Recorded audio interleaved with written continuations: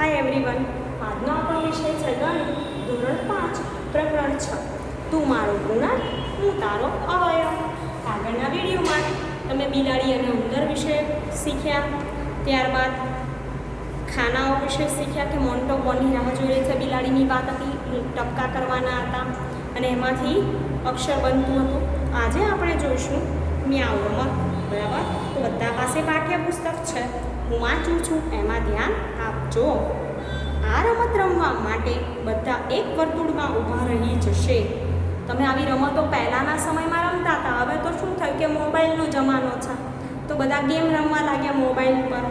બરાબર, ઘણી ગેમો આવે છે, એમાં વિદ્યાર્થીઓ તો ફોનમાં જ વ્યસ્ત હોય છે રમવામાં. કોઈ મોટા ભાગે બહાર રમવા જતું નથી અને એમાં અત્યારે તો કોરોના છે એટલે તો બિલકુલ બંધ. તો પહેલાંના સમયમાં આવી બધી રમતો હતી. આ રમત રમવા માટે બધા એક વર્તુળમાં ઊભા રહી જશે. એક ખેલાડી બોલે છે 1, બીજો ખેલાડી બોલે છે 2. આ રીતે રમત આગળ ચાલે છે. જે ખેલાડીને 3 કે 3 વડે વિભાજિત થાય તે સંખ્યા બોલવાની હોય, તેના બદલે મ્યાઉ કહેશે. જે મ્યાઉ બોલવાનું ભૂલી જાય તે રમતની બહાર જશે. એટલે કે જે સંખ્યા 3 કે 3 વડે વિભાજિત થાય તે સંખ્યા બોલવાની હોય અને એના બદલે સંખ્યાને બદલે એમને શું બોલવાનું? મ્યાઉ. હવે જો મ્યાઉ બોલવાનું ભૂલી જાય તો એ ખેલાડી રમતની બહાર અને જે ખેલાડી છેલ્લે રહે એ જીતી જાય. તો તમે કઈ સંખ્યાઓ મ્યાઉથી બદલી? તો વિચારો, અહીંયા શું કીધું છે કે જે 3 વડે વિભાજિત થાય એવી સંખ્યા. તો આપણે કઈ સંખ્યાઓ મ્યાઉથી બદલી? તો ચલો આપણે લખીએ બોર્ડ પર. બરાબર,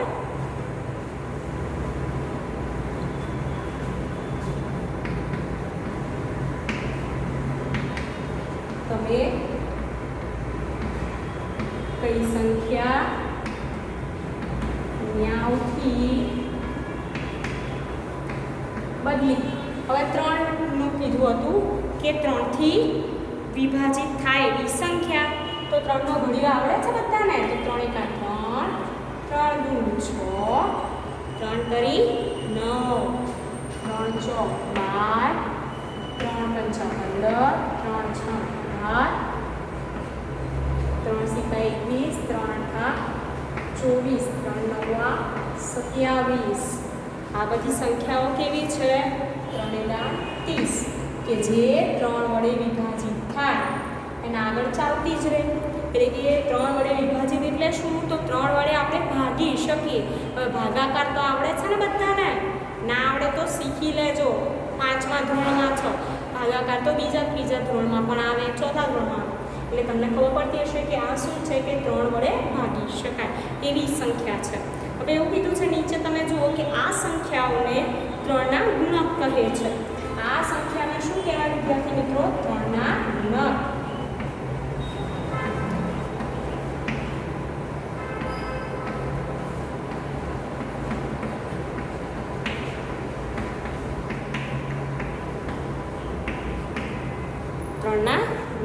કહે છે. હવે 3 ને બદલે 4 લઈને રમત રમો.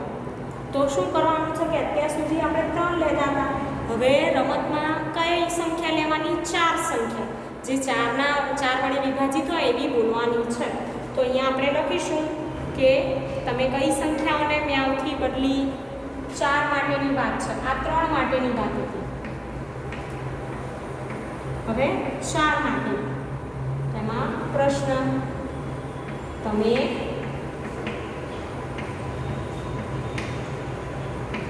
કઈ સંખ્યા મ્યાઉથી બદલી?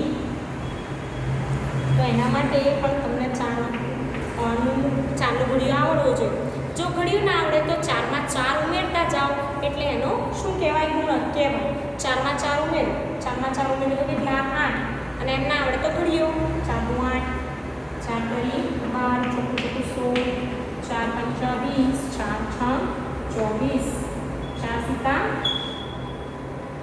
28, 4 ઈઠા 32, 4 નવા 36, 4 એકા 40. એમ આગળ કન્ટિન્યુ ચાલતું જાય. બરાબર છે? આગળ ઘણી બધી સંખ્યા લખી શકાય. 44 છે, 11 ચોક 44, બરાબર, 12 ચોક 48, એ રીતે કન્ટિન્યુ ચાલતી જાય સંખ્યા. તો આ સંખ્યાઓ એ 4ના ગુણક છે. શું કહેવાય? માટે આ સંખ્યા 4ના ગુણક છે. 20 એ 4ની ગુણક છે. તો હા, કેવી રીતે? તો 20 ને 4 વડે ભાગી શકાય. કેવી રીતે ભાગી શકાય? તો 4 પંચા 20. તો એ 4ના ગુણક છે. આ જેટલી સંખ્યાઓ છે એ. હવે એવું કીધું છે 5ના કોઈ પણ 10 ગુણક લખો. તમે નીચે જુઓ તો આગળનો પ્રશ્ન છે કે 5ના કોઈ પણ 10 ગુણક લખો. બરાબર, આપણે જોઈએ. ચલો,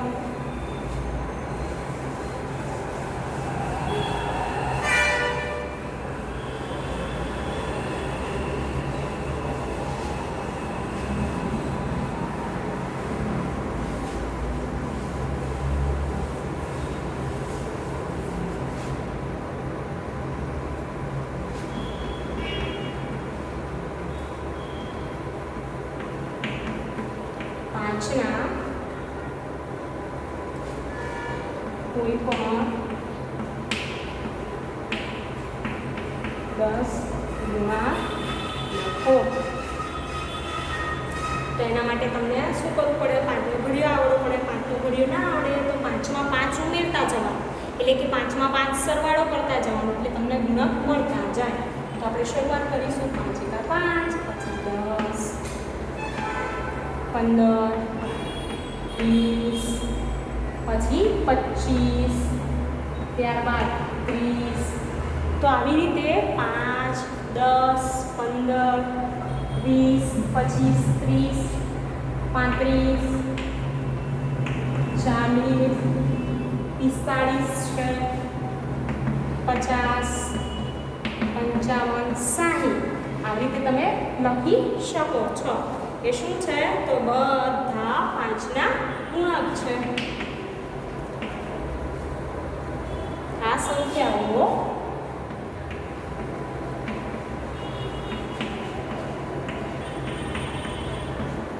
પાંચના ગુણક છે. બરાબર,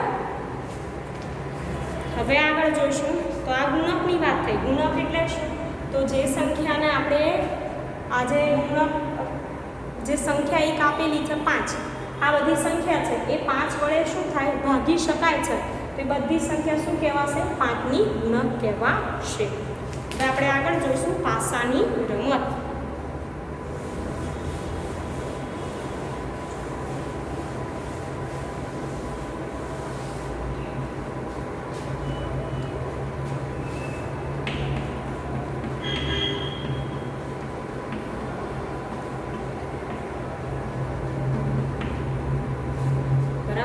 પાસાની રમત. તમે પાઠ્યપુસ્તકમાં જોજો, હું વાંચું છું. 2 પાસાને એક સાથે ફેંકો. હવે પાસા તમે સાપ સીડી છે, લૂડો છે, એ બધી ગેમ રમતા હોય તો એમાં પાસા આવે. તો 2 પાસાને એક સાથે ફેંકો. પાસા પર કયા કયા અંકો જોવા મળે છે એવું પૂછ્યું છે કે કયા કયા અંક જોવા મળે છે. તે અંકોનો ઉપયોગ કરી 2 અંકની એક સંખ્યા બનાવો. શું કીધું છે? કે તે અંકોનો ઉપયોગ કરી 2 અંકની એક સંખ્યા બનાવો. જો તે સંખ્યા વર્તુળની બાજુમાં દર્શાવેલી સંખ્યાનો ગુણક હોય તો તેને વર્તુળમાં લખી શકો છો. હવે તમારા મિત્રનો વારો છે. 10 વખતમાં જે સંખ્યા વધારે સંખ્યા લખી શકે તે રમત જીતી શકે છે જશે. મારા પાસા પરના અંકો 3 અને 2, તો હું 23 બનાવું તો તે કોઈ સંખ્યાનો ગુણક નથી. આથી હું 32 બનાવીશ, જે 4નો ગુણક છે, જેને લાલ વર્તુળમાં લખીશ. તો તમને અહીંયા જોવા મળશે કે વર્તુળ આપેલા છે 6, 4, 5, 7. અંક આપ્યા છે 6, 4, 5, 7. 6 છે એમાં વાદળી રંગનું વર્તુળ, 4 છે એમાં લાલ રંગનું, 5 છે એમાં કાળા રંગનું અને 7 છે એમાં પર્પલ એટલે કે જાંબુડિયા રંગનું વર્તુળ છે. હવે એમાં શું કે પાસાઓ હોય, એ પાસાઓને તમે ફેંકો તો એક પાસા પર 2 આવ્યા અને બીજા પાસા પર શું આવ્યું? 4 આવ્યા. તો એનાથી શું બનશે? તો 2 ને 4 ભેગા કરીએ તો 24 અંક બને, બરાબર. તો એ 24 છે કોનો ગુણક કહેવાય? તો તમને ખબર છે કે 4 છંગ 24, તો એ 4નો ગુણક છે અને 6નો પણ ગુણક કહેવાશે, કારણ કે એને 6 વડે ભાગી શકાય, 4 વડે ભાગી શકાય. તો 4 અને 6 બંનેમાં આપણે 24 લખી શકીએ. એવી રીતે કોઈ પણ અંક આવે એ પ્રમાણે આપણે લખતા જવાનું, જેના ગુણક હોય એમાં. તો હું તમને કેટલાક ઉદાહરણ આપીશ કે તમારે લખવાના છે. 6 માટે, 4 માટે, 5 માટે અને 7 માટે. ઓકે, તો હું બોર્ડ પર દોરીશ, તમે પણ દોરજો નોટમાં. 6 અને 4.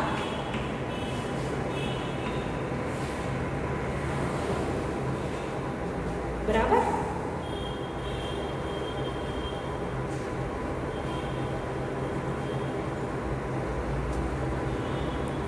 તો 6 માટે શું લખીશ? 12, 24, 36, 42, 54, 66. એટલે કે એક પાસા પર 1 આવ્યો, એક પાસા પર 2 પડ્યા તો 12 અંક બનાવ્યા. પછી એકમાં 2, એકમાં 4 પડ્યા તો 24, એકમાં 3 અને એકમાં 6 તો કેટલા થાય? 36. એવી રીતે એકમાં 4, એકમાં 2 તો 42, એકમાં 5 અને એકમાં 4 તો 54, 6, 6 તો 66. એવી રીતે આગળ લખીશું આપણે. 4 માટે 12, 16, 24, 32, 36, 44, પછી 52, 56, 64. એ શું છે? તો એટલા અંક મળે એમ આપણે શું બનાવ્યા? તો એની સંખ્યા બનાવી. અને એ સંખ્યા છે એ આ બધી સંખ્યા એ શું છે? 4નો ગુણક છે. અને આ જે સંખ્યા છે એ કોનો ગુણક છે? 6નો ગુણક છે. હવે આપણે આગળ જોઈશું 5 અને 7 વિશે.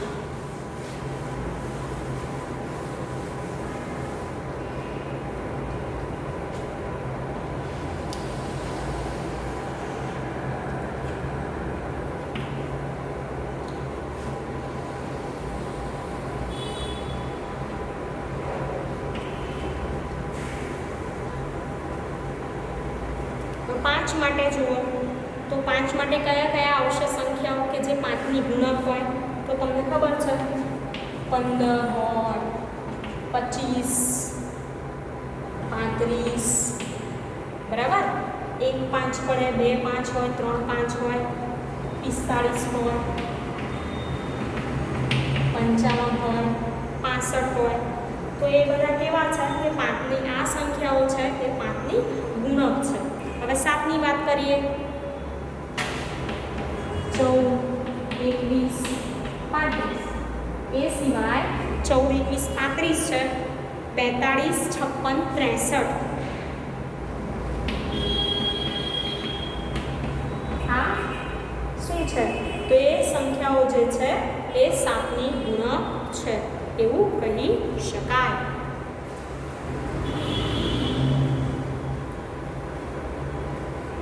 તો આવી રીતે તમારે પાસા પરથી સંખ્યાઓ લખવાની છે અને એ સંખ્યાઓ કયા અંકની ગુણક છે એ વર્તુળમાં તમારે લખવાનું. હવે આપણે જોઈશું સામાન્ય ગુણક એટલે અવયવી, બરાબર.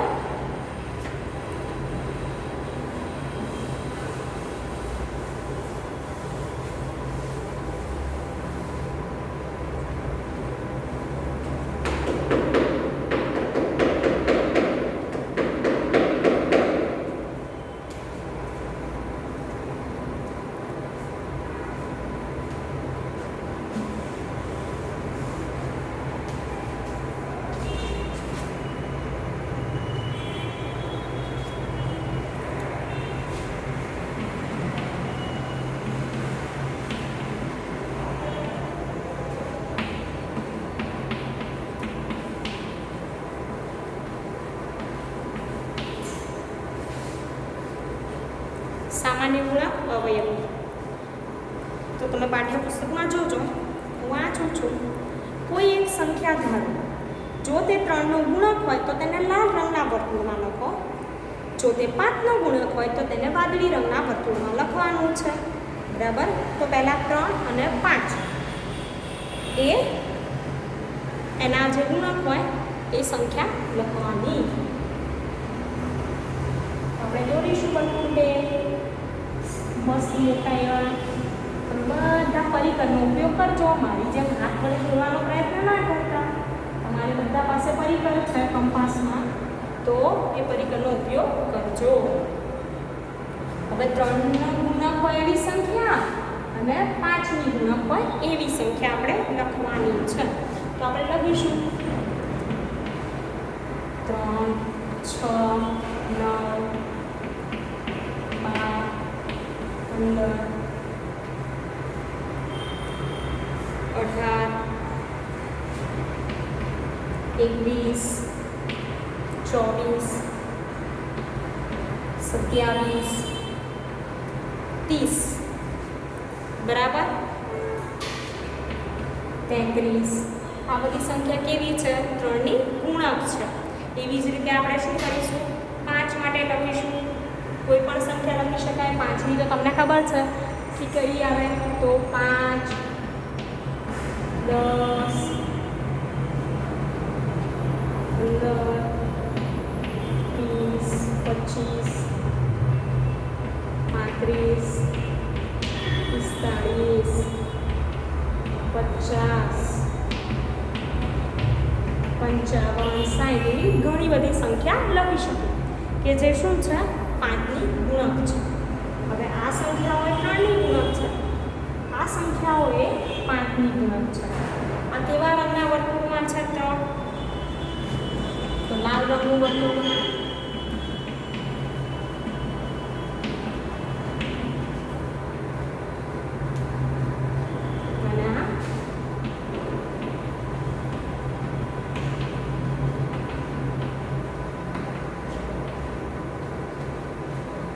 હવે એવું કીધું છે કે કેટલીક સંખ્યાઓ 3 અને 5 બંનેનો ગુણક છે.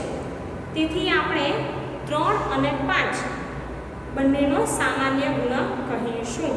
તો વિદ્યાર્થી મિત્રો, અહીંયા કીધું છે કે 3 અને 5 બંનેના સામાન્ય ગુણકને જાંબલી રંગના વર્તુળમાં લખો. શું લાલ અને વાદળી બંને રંગના વર્તુળમાં હશે? તો કેટલીક સંખ્યા આમાં ને આમાં બંનેમાં જોવા મળે છે. એ આપણે આ જાંબલી રંગનું વર્તુળ છે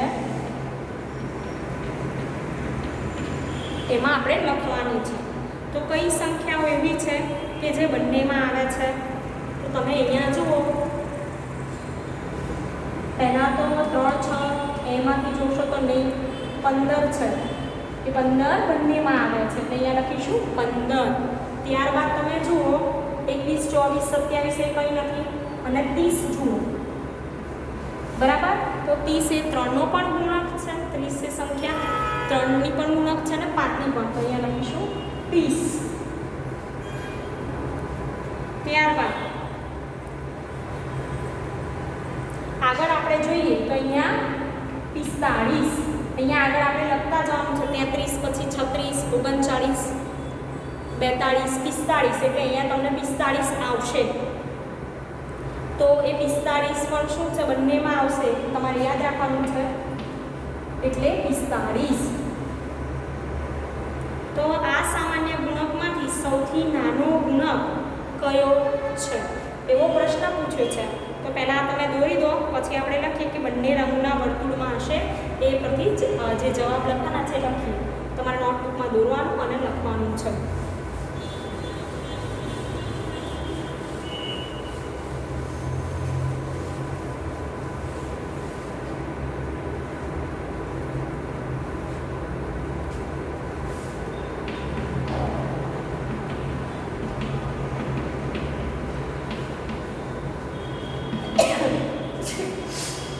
બંને રંગના વર્તુળમાં હોય તેવી સંખ્યા. તો બંને રંગના વર્તુળમાં કઈ હતી? 15, 30, 45. હવે આ જે સંખ્યા છે એને શું કહેવાય? સામાન્ય ગુણક. શું કહેવાશે? સામાન્ય ગુણક, એટલે કે બંનેમાં છે એટલા માટે. હવે એવું કીધું છે કે આ સામાન્ય ગુણકોમાં સૌથી નાનો ગુણક કયો છે?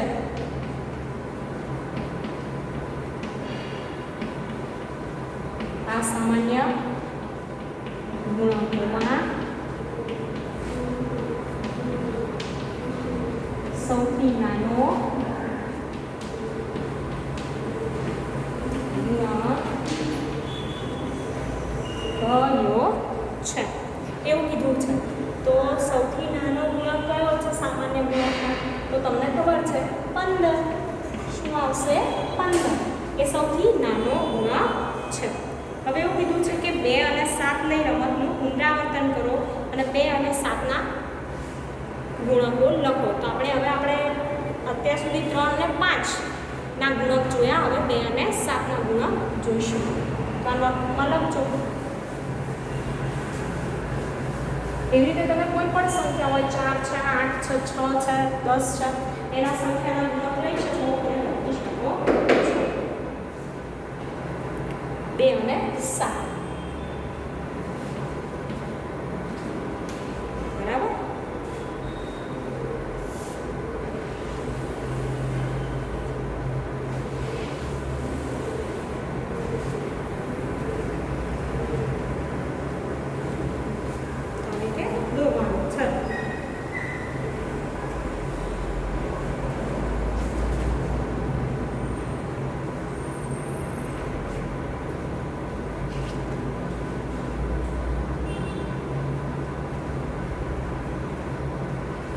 હવે 2 અને 7 માટે આપણે વાત કરીએ તો 2 માં કયા આવશે? 2, 4, 6, 8, 10, 12, 14, 16, 18, 20, 22, 24 આ બધા શું છે? તો 2 ના ગુણક છે. બરાબર વિદ્યાર્થી મિત્રો? આવી તો આગળ ચાલતા રહેશે. 24 માંથી 26, 28, 36, 32, 34, 36, 38 એમ આગળ સંખ્યા ચાલતી જ રહેશે. એ બધા 2 ના શું કહેવાય? ગુણક કહેવાય સંખ્યા. હવે 7ની વાત કરીએ. 7, 14,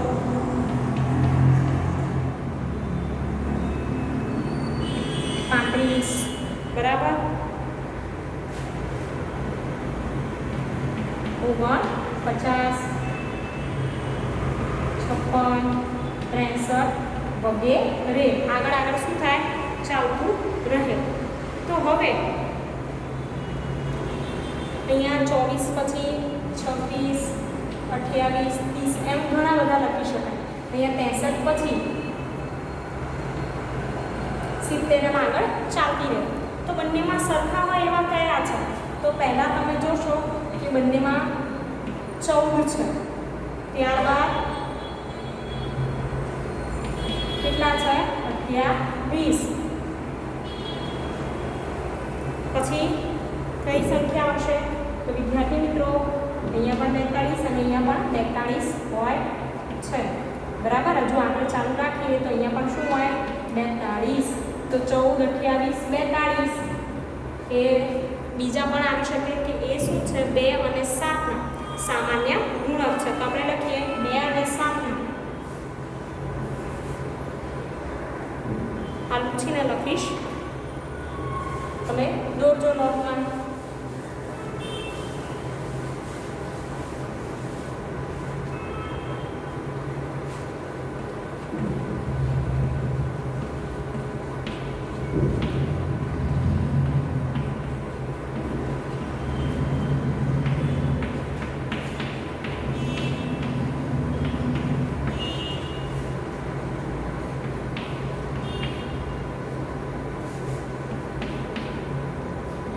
તો 2 અને 7ના સામાન્ય ગુણક કયા છે?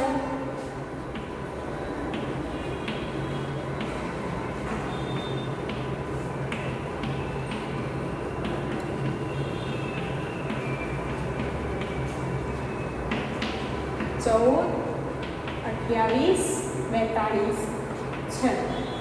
બરાબર વિદ્યાર્થી મિત્રો? કયા કયા છે? 14, 28, 42. આવી રીતે તમે કોઈ પણ સંખ્યા લઈ અને એના સામાન્ય ગુણક શોધી શકો. તો તમને ખબર પડી કે સામાન્ય ગુણક એટલે શું? તો કોઈ પણ બે સંખ્યા હોય એની બે ગુણક સંખ્યા હોય આપેલી, એના ગુણકો લખીને એમાંથી જે બંનેમાં હોય, જોવા મળતા હોય, જે બંનેમાં જોવા મળતી હોય એ સંખ્યાને શું કહેવાય? સામાન્ય ગુણક. એમાં જે સૌથી નાની હોય એ નાનો ગુણક, મોટી હોય મોટો ગુણક કહેવાય છે. Thank you.